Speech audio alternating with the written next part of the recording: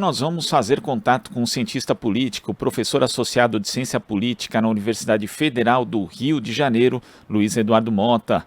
Bom dia, Luiz Eduardo. Bom dia, tudo bem com vocês? Prazer em estar aqui dando essa entrevista. Prazer é nosso em recebê-lo.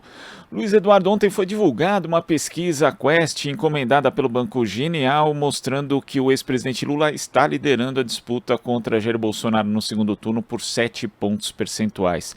Quando a gente avalia os votos válidos, excluindo os nulos e brancos, Lula vai a 54%, enquanto Bolsonaro tem 46%. Antes a gente já tinha também acompanhado a divulgação de uma pesquisa IPEC. E quais as movimentações que podem ser detectadas a partir desses primeiros levantamentos?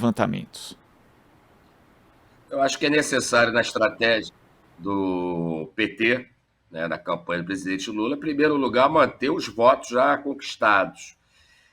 E segundo, exatamente ampliar, né, o mínimo possível para passar dos 50%, o que não é muito difícil, se vê, matematicamente falando, né? A distância do Bolsonaro para chegar a 50% mais um é uma distância muito maior. Contudo, como também percebemos ontem e anteontem, nesses últimos dias, é um apoio considerável de máquinas administrativas, a exemplo de Minas Gerais, Rio de Janeiro, Mato Grosso, né? Com relação a transformar como uma máquina produtora de votos para o Bolsonaro. Sem falar também nessa guerra simbólica aí dos fake news. Então, é necessário, né, que o PT, seus aliados, seus partidos, né, e mais os seus governadores que estão ao lado do presidente Lula, tentem, além de estancar o avanço dos votos do Bolsonaro, tentar pegar uma parcela de votos. Aí vai ser fundamental também a participação da Simone Tebet, como também do PDT. Falo mais do PDT do que Ciro Gomes, porque o PDT mostrou interesse, né, em apoio explícito ao presidente Lula, ao candidato à presidência Luiz Inácio Lula da Silva.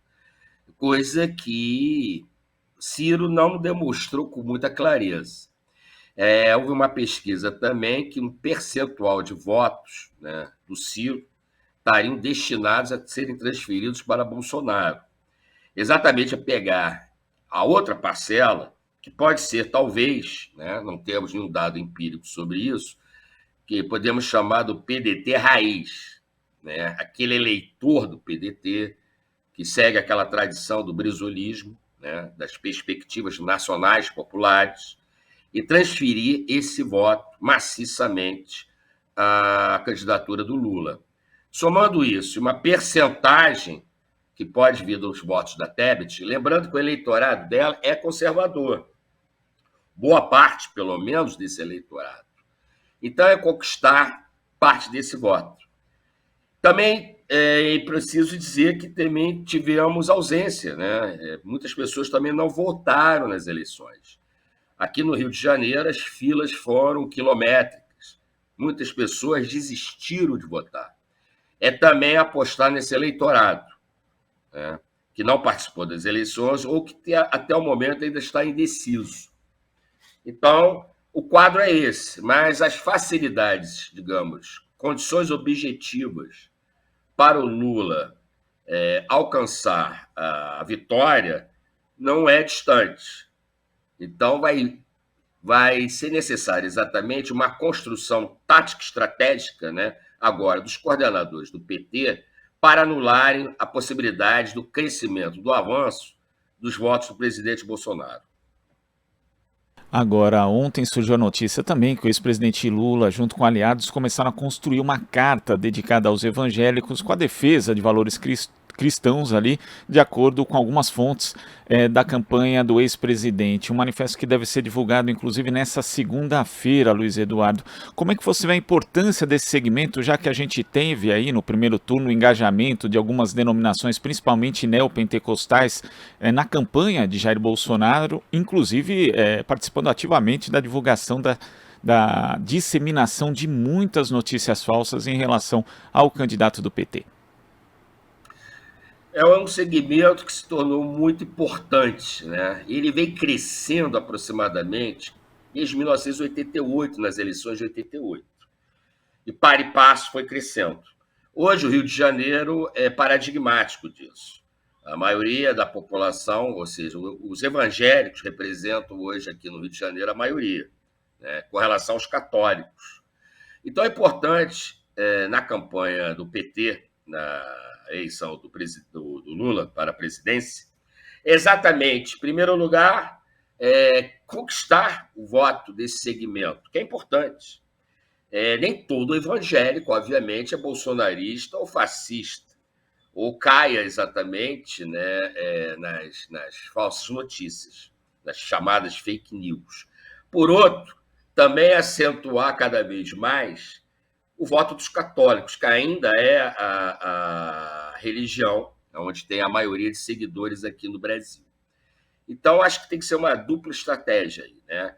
De um lado, neutralizar o bolsonarismo dentro, né, do segmento evangélico para pegar exatamente os votos daqueles que ainda não se reconhecem no Bolsonaro e que também se engajem na campanha da presidência do Lula. É importante, fundamental aí, essas lideranças, né, evangélicas, que não identificadas com Bolsonaro. E do outro, buscar maior suporte também, a meu ver, né, os católicos aqui. Onde é muito concentrado também no Nordeste, em outros estados. Então, acho que tem que ser uma dupla estratégia. Tá? Essa carta que você citou é muito importante. Eu acho que desnudar, né, esse ritmo, né, que está sendo construído de uma guerra simbólica de caráter religioso. Na verdade, a religião não vai nos pagar o supermercado que a gente consome, os aluguéis. Embora, em última instância, é muito dirigido para neutralizar esse tipo de questão, tá? Ou de questões, com relação a esse segmento evangélico identificado com o bolsonarismo, onde esvazia completamente uma discussão de materialidade econômica, por exemplo, e focar, né, transferir tudo por uma questão simbólica, né, caracterizada exatamente com aspectos valorativos religiosos.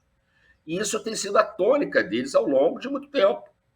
E é só lembrar a famosa máxima, né, do Bispo Macedo, em 1989, quando afirmou que o candidato do capeta era barbudo e tinha 4 dedos. Né? Essa tônica tem que ser mantido e ampliado. Então, é necessário tentar implodir, a partir das contradições internas que hajam, tá, no segmento evangélico, e puxar para si o apoio dos setores moderados ou progressistas, tá, dessa religião. Agora, a gente teve ontem novas adesões à campanha do ex-presidente Lula, né? Agora já existe um time ali que participou dos governos Itamar Franco e Fernando Henrique Cardoso, de economistas, Armínio Fraga, Pedro Malan, Edmar Baixa, Pérez Farida, que durante muito tempo, inclusive, tem uma linha de pensamento econômico divergente de boa parte dos economistas ligados ao ex-presidente Lula, mas agora estão convergindo numa mesma candidatura. Isso também tem um valor simbólico importante nessa reta final da eleição, Luiz Eduardo? Eleitoralmente, eu não sei, eu não diria que não, né? Eleitoralmente para a massa, mas para o mercado, o que se chama de mercado, digamos assim, aqueles representantes das frações burguesas, né? Vamos botar esse termo, do capital financeiro, do capital industrial, do agronegócio, entre outros, o setor comerciário, é importante. Né? Pelo menos eu falo nesse nível de federações de empresários, etc., né? De banqueiros. É importante ele dar maior legitimidade, digamos assim, tá? À campanha do Lula. É importante dizer, a gente tem que falar aqui, não está muito claro ainda o programa, né, do presidente Lula, da sua candidatura, ainda não está muito claro. Mas esse tipo de adesão, tá, vai incorporar, talvez, né, ao ver desse segmento, dessas frações, né, uma maior flexibilidade ao seu interesse econômico. O prioritário hoje, o primado no Brasil hoje, né, é barrar o avanço do neofascismo. desse processo de fascistização na sociedade brasileira, que tem seu germe, diria assim, seu início, sua gênese, nas ruas em 2013, e ficou muito acentuado isso em 2016, durante o impeachment da Dilma, e de lá para cá cresceu, o que culminou depois na eleição do Bolsonaro. Aparentemente, parecia que tinha sido freado, inclusive nas eleições de 2020, mas voltou a pleno vapor, né, durante essa campanha, inclusive com ataques de ordem física, né, resultando, inclusive, em mortes. Estamos numa situação de uma guerra civil simbólica, né, ideológica nesse país. Então, a adesão dessas pessoas responsáveis pelo Plano Real, muito identificadas, inclusive, com os governos do PSDB, vem a somar, né? Pelo menos, em alguns aspectos, vem a somar sim. Porque o que está se formando cada vez mais, durante agora a campanha da presidência do Lula, né, dirigida pelo PT, pela Federação, é exatamente a defesa da democracia. Essa bandeira que foi muito forte na década de 70 e início dos anos 80. Resultou numa verdadeira frente, inclusive com dissidências da ditadura, que estavam, que pertenciam ao PDS, Partido da Democracia Social, que era o partido da ditadura, e criaram o PFL, Partido da Frente Liberal. Quer dizer, é importante, sobretudo, para o campo progressista hoje, explorar as contradições dos setores mais conservadores, tá? Mas que não se identificam com o fascismo, né? Acho que nesse ponto veio a calhar, veio a encontro, né, desse projeto de sustentação de uma frente democrática, a adesão desses economistas, tá, que participaram ativamente no Plano Real e no governo Fernando Henrique Cardoso. Agora, ainda repercute, Luiz Eduardo, uma fala do presidente Jair Bolsonaro que associou os estados nordestinos, por terem votado majoritariamente no ex-presidente Lula, ao fato de terem maiores índices de analfabetismo e de sofrerem, segundo ele, com falta de cultura. E essa declaração é ainda mais, além de ser preconceituosa, é contraditória também, porque Bolsonaro ele aumentou o percentual de votos em relação a 2018 nos estados do Nordeste nesse primeiro turno de 2022. Como é que você vê isso? É um lapso, ou seja, é o presidente recorrendo ao preconceito que não tem marketing que consiga segurá-lo, ou na verdade existe algum tipo de estratégia por trás disso, Luiz Eduardo? Eu acho que realmente é uma ausência de estratégia, porque ele consegue aflorar, e parte do eleitorado dele também, o forte preconceito com os nordestinos, né? Isso já foi demarcado, inclusive, em 2014, quando a Dilma venceu a campanha contra o Aécio, também com uma votação expressiva no Nordeste, né? Aliás, o PT tem mérito nisso. O Nordeste ele era um grotão, exatamente, né, no sentido de votos para os conservadores durante muito tempo. Com o investimento e o crescimento que se teve no Nordeste nas últimas 2 décadas, né, configurou um novo tipo de eleitorado. Entretanto, isso não impediu que houvesse um maior crescimento, ou pelo menos não houve um descenso, de um preconceito com essa região, com seus eleitores, né? Se era o voto de cabresto antigamente, agora é o voto do idiota analfabeto. E o efeito maior não é somente a fala do Bolsonaro, mas a internalização desse preconceito para os seus seguidores em redes sociais. Acabou repercutindo bastante uma fala de uma advogada lá de Minas Gerais, né? Isso realmente vai ter um efeito, a meu ver, eu tenho visto também comentaristas na TV, jornalistas, etc., um efeito que pode ser bastante negativo para a campanha do presidente Bolsonaro.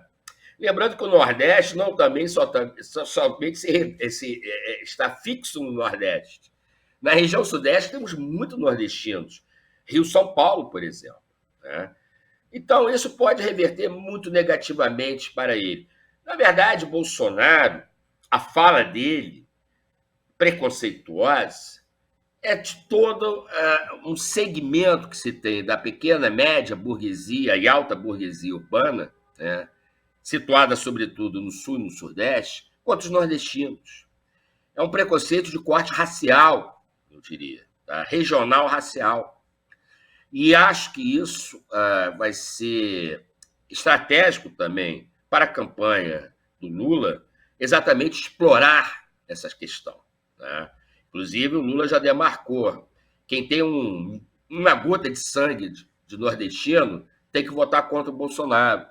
Esse é um bordão que pode se tornar muito forte, porque, por mais que você até falou muito bem, né, que os marqueteiros, né, não conseguem exatamente segurar, controlar a fala do presidente Bolsonaro. É o exemplo que ele fez com a jornalista Vera Magalhães, o seu preconceito com mulheres, que é muito grande, né? Já falou, inclusive, com a Maria do Rosário, que ela não merecia ser estuprada. Isso é uma frase muito pesada.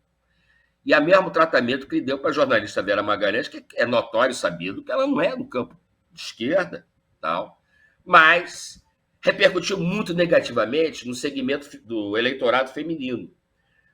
Possivelmente, há uma grande possibilidade que isso também reverbere negativamente no eleitorado nordestino, tanto aquele que está situado na região do Nordeste ou fora do Nordeste. Luiz Eduardo, queria agradecer demais a sua participação aqui no Jornal Brasil Atual de hoje. Até a próxima. Obrigado a vocês do Brasil Atual. Um grande abraço a todas e a todos. Abraço. Conversamos aqui com o cientista político e professor associado de Ciência Política na Universidade Federal do Rio de Janeiro, Luiz Eduardo Mota.